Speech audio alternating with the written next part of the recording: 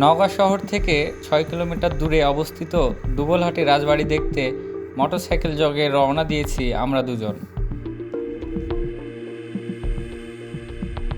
একটু পরেই দেখা মিলল তালতলি বিলের। বিকেলে অনেকে এখানে আসেন বুক ভরে মুক্ত বাতাস নিতে।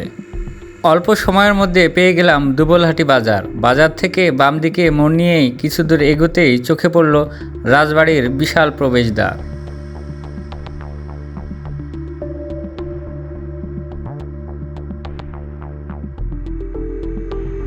আসসালামু আলাইকুম। নওগাঁ জেলার দুবলহাটি উপজেলার দুবলহাটি রাজবাড়ির সামনে থেকে সবাইকে শুভেচ্ছা জানাচ্ছি আমি শিয়াব শাহরিয়ার।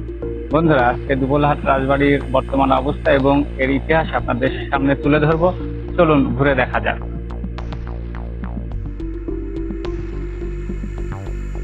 অনেক আগে থেকেই শুনেছিলাম এই রাজবাড়ির কথা, কিন্তু সম্মুখভাগের বিশালত্ব আর রোমান্স ধাঁচের স্তম্ভ দেখে কিছুটা অবাক হলাম। যদিও অযত্নে অবহেলায় ভেঙে চুরে ক্ষতবিক্ষত হয়ে গেছে, তবুও বর্তমান চেহারা দেখেও খুব ভালোভাবে আন্দাজ করা যায় এর অতীত জৌলুসের বিষয়টি। ভবনটির মাঝ বরাবর রয়েছে বিশাল একটি প্রবেশপথ, আর এটি রাজবাড়ির প্রবেশপথের প্রধান পথ। আর এই পথ দিয়েই আমি রাজবাড়িতে প্রবেশ করব। ঢুকেই যেন মনে হলো ভিন্ন এক রাজ্যে প্রবেশ করেছি।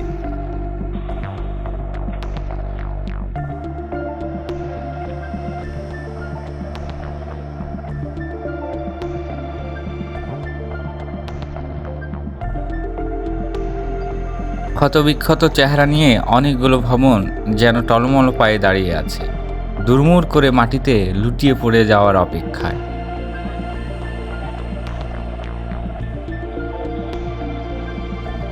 এত বড় রাজপ্রাসাদ, এতগুলো প্রাসাদের ভবন, কি নিদারুণ অবহেলায় ঢুকছে, দেখেই খারাপ লাগলো। বাড়িতে নয়, যেন বাড়ির আস্ত কঙ্কাল দাঁড়িয়ে আছে। কতটা রাক্ষসে হলে মানুষ দরজা জানালার পাশাপাশি এভাবে ইটগুলোও খুলে নিয়ে যায়। ভিতরে একবারে জরাজীর্ণ অবস্থা, খুবই ভয়ঙ্কর অবস্থা। এখানকার যে দরজা জানালাগুলো দেখেন সব খুলে নিয়ে গেছে। আদতে কোনো এক সময় মানুষই তৈরি করেছিল এই রাজবাড়ি, আবার কালের বিবর্তে মানুষই তা নির্বিচারে ধ্বংস করে দিচ্ছে।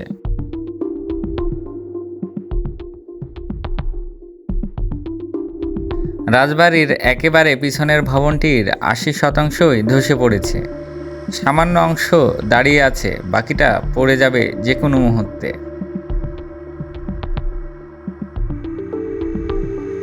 এই ভবনের উত্তর দিকে একটি সিঁড়ি রয়েছে। সিঁড়ি বেয়ে ২ তলায় উঠতে লাগলাম আমরা। সিঁড়ির প্রতিটি ধাপ পার হচ্ছিলাম আর মনে হচ্ছিল কোনো এক সময় এই সিঁড়িতে পা রেখেছিলেন রাজা রানীরা। তারা কি ভেবেছিলেন যত্নে গড়া তাদের এই রাজপ্রাসাদটির এই হাল হবে কখনো?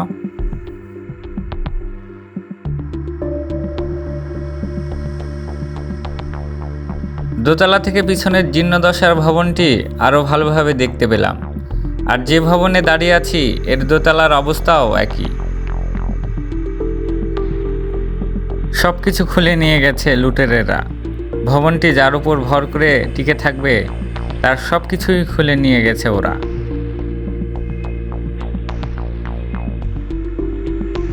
দোতলা থেকে দেখলাম আরও একটি সিঁড়ি উঠে গেছে ওপরের দিকে।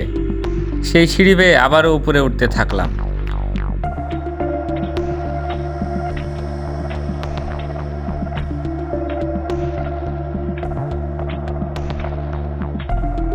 উপরে উঠে দেখলাম খোলা ছাদ। ছাদের উপর থেকে চারপাশটা ভালোভাবে দেখে নিলাম।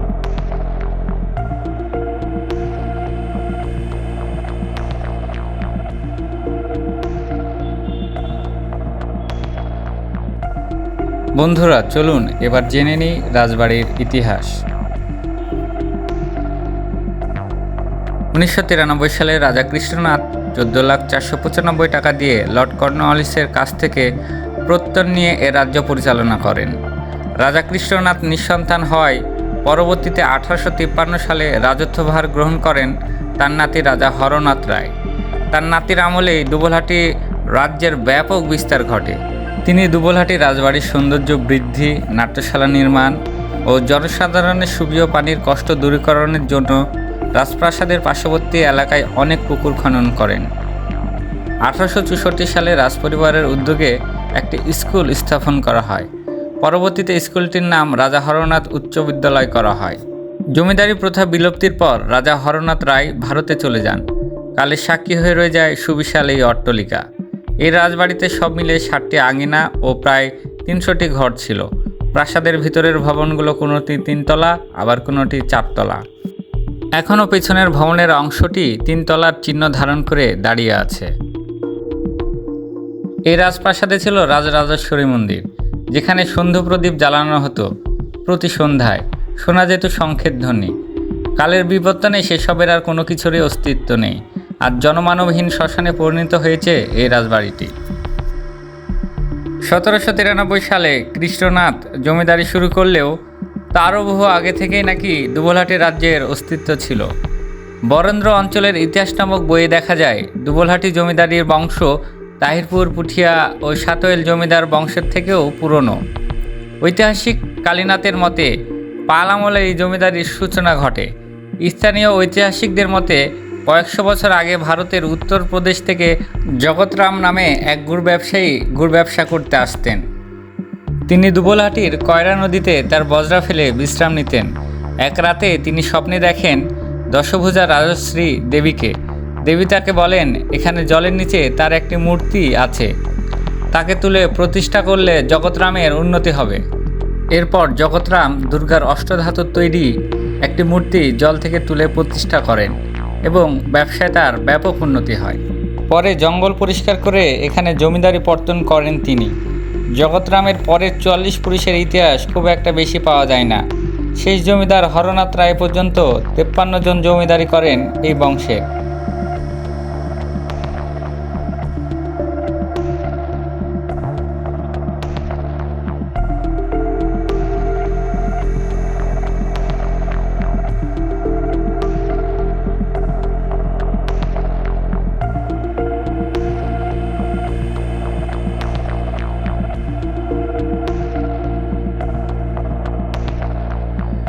ক্ষয়ে যাওয়া দেওয়ালের গায়ে কোথাও কোথাও দেখা মেলে নান্দনিক নকশার। ধ্বংসের একেবারে শেষ প্রান্তে পৌঁছে গেলেও বৈচিত্র্যময় নানান কারুকাজের ছিটেফোঁটা এখনও নজরে পড়ে।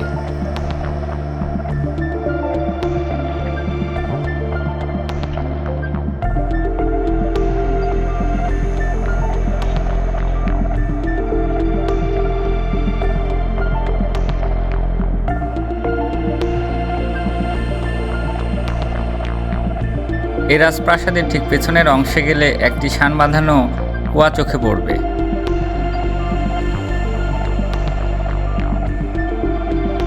মাটি আর নোংরা আবর্জনা পড়ে কুয়া বা কূপটি প্রায় ভরাট হতে চলেছে।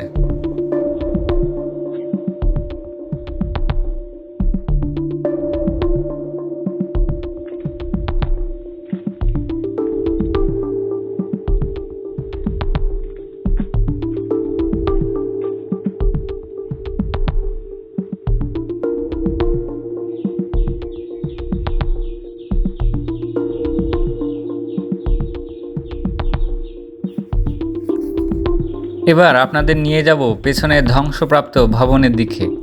টিকে থাকা ভবনগুলোর মধ্যে এটি সবচেয়ে নাজুক অবস্থায় রয়েছে।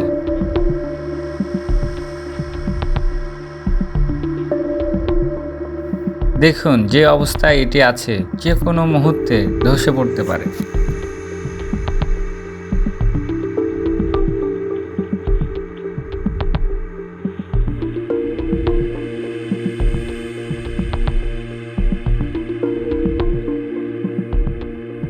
রাজবাড়ির চারপাশেই পুকুর রয়েছে, তবে সামনের পুকুর বা দিঘিটি অনেক সুন্দর। ভবনের সামনে ডান কর্নারে এই মিনারটি অসাধারণ। এই মিনারে উঠলে গোটা রাজবাড়ি দেখা যায়।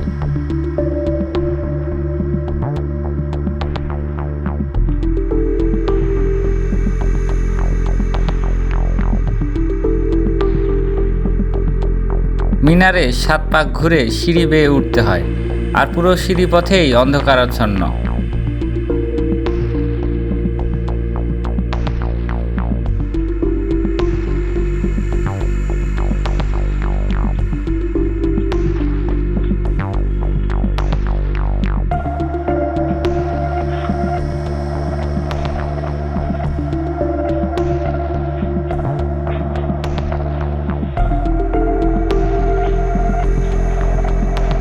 এই রাজবাড়ি দেখতে প্রতিদিন বহু মানুষ আসেন। ঝুঁকির বিষয়টি নিয়েই তারা ঘুরে ঘুরে দেখেন এ ভবন থেকে ও ভবন। কোনোদিন ভবন ধসে দর্শনার্থী মারা গেলে অবাক হওয়ার কিছুই থাকবে না। এই রাজবাড়িটি সরকারের প্রত্নতত্ত্ব অধিদপ্তর গ্রহণ করেছে অনেক আগেই, ওই পর্যন্ত শেষ। ভবন রক্ষায় আর কোনো উদ্যোগ নেওয়া হয়নি।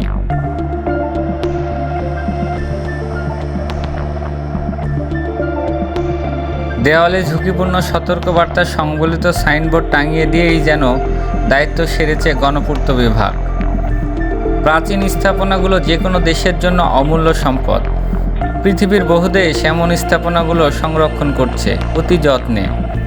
দুবলহাটির এই রাজবাড়িটি স্থাপত্য শৈলী, নান্দনিকতায় ও বিশালত্বে অনন্য। অনেক আগেই এটি সংরক্ষণের উদ্যোগ নেওয়া দরকার ছিল। এভাবে অযত্নে অবহেলায় পড়ে থাকলে কয়েক বছরের মধ্যেই হয়তো মাটির সাথে মিশে যাবে রাজবাড়িটি। তখন আক্ষেপ করা ছাড়া আর কিছুই করার থাকবে না। সময় করে ঘুরে যেতে পারেন দুবলহাটি রাজবাড়ি।